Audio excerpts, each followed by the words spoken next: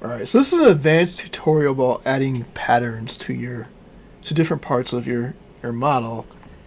But we're going to go beyond just adding a modifier, because there's some weird trickiness that you have to remember what's going on here. So, and there's a couple cool things you can do. So what I did is I added a modifier, and the way you do that is you click the part that you want to add a modifier to, and you say add modifier in whatever shape.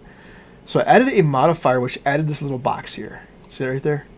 And so I just stretched it to fill the area, to fill the area in my model that I want to cut out that pattern, just to fill the area where I want that to be cut out. So that box is filling this area here. You can see it's darker because I want that area to be a cool looking pattern, right?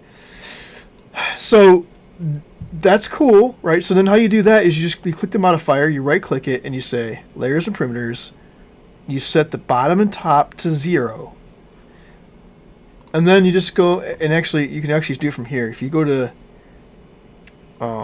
infill, you can tell it what pattern you want. So I'm going to click on this again. I want to go to infill. My infill is a honeycomb at 30%, which means they're going to be big honeycombs. That's what this area is going to cut out to be.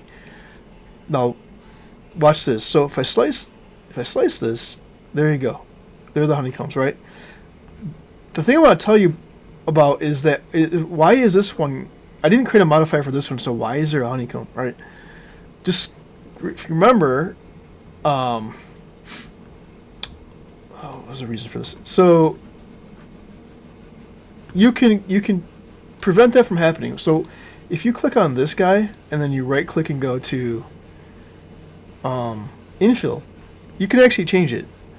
This one is set to honeycomb as well, but I don't want it to be a honeycomb. I want it to be solid pretty much. So I'm going to put 90. And I'm going to just, I think it's this you put first. Let's do 100%. So I want it to be solid on the bottom. So it has to change this to this, right? So now if I slice these, notice that this is solid, because you can change different parts of your model to have different like you just saw. You right click it and you select different, rather than going in here. This is more of a global change. You want to be specific and change certain parts. You would go in here and right click here. So I want this one, this outside, not the inside, but I want the outside now to be a different, either different settings. So I want it to be a different infill or whatever. The infill on this I want to be 100%. Right, and remember we had this one. If you right click and go to infill, it's honeycomb, right? So different parts of our model now have different kind of fills at different percentages, and this one I have some special effects going on because I changed 0 for top and bottom so I could cut out some stuff. So if you slice this, notice how this is all solid, which is what we want. We want a solid barrier.